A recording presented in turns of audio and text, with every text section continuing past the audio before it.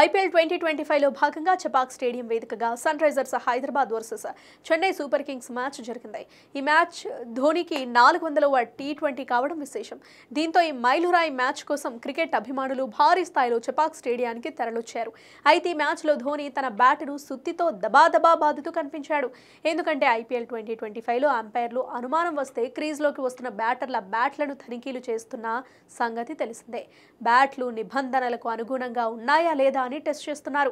అయితే ఈ మ్యాచ్ లో జడేజా బ్యాటింగ్ రాగానే ఆన్ ఫీల్డ్ అంపైర్ టెస్ట్ చేశాడు. అందులో జడ్డు బ్యాట్ విఫలమైంది. దీంతో జడేజా బ్యాట్ను బలవంతంగా మార్చి ఆడాల్సి వచ్చింది.